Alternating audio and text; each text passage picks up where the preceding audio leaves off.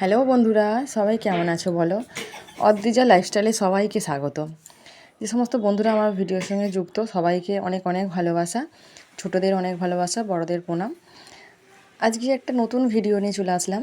আজকে সব দেখাবো আমি প্রেম মন্দিরের দৃশ্য। রাত্রিবেলা প্রেম মন্দিরকে যে কত সুন্দর লাগে তারই দৃশ্য দেখাবো। তবে চলো, দেখো আমরা হাঁটতে শুরু করেছি, প্রায় অন্তত 1 কিলোমিটার দূরে আমরা গাড়ি থেকে নেমে হাঁটছি, কারণ দোল চলছে এখানে।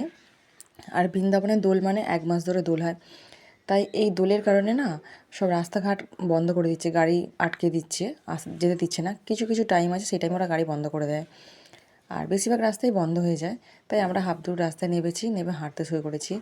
দেখতে পাচ্ছ কত ভিড়, এখানটা দেখলেই বুঝতে পারছি যে কত ভিড়।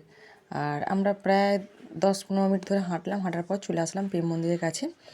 আর এই দেখো প্রেম মন্দিরে গেটে ঢোকার আগে দৃশ্যটা দেখাচ্ছি। চারিদিকে ফুল গাছ, মানে নানা রকমের ফুলের গাছ বসিয়ে রেখেছে ওরা, খুব সুন্দর লাগছে। দেখো আলোর কায়দা কত সুন্দর লাগছে, দেখো দেখতে পাচ্ছ বন্ধুরা ফুলগুলো কি সুন্দর লাগছে, রাত্রিরে লাইটের আলোতে আরও সুন্দর লাগছে। তবে বন্ধুরা ভিডিওটা দেখতে থাকো, অবশ্যই ভালো লাগবে। ভালো লাগলে লাইক শেয়ার কমেন্ট একটু করো। আর রাত্রে প্রেম মন্দিরে কত সুন্দর লাগে সেটা কমেন্টে জানিও। আর তোমরা ভিড়টা দেখে বুঝতেই পারছো যে কী হারে ভিড়। তবে আমি যে প্রেম মন্দিরের ভিতরে চলে এসেছি, কারণ ওইখানটা গেটের মুখটা প্রচণ্ড ভিড় ছিল, তাই ভিডিওটা তুলতে পারলাম না।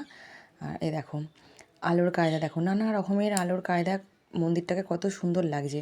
কখনো হচ্ছে লাল, কখনো গোলাপি, কখনো নীল, কখনো সবুজ, কখনো ইয়েলো।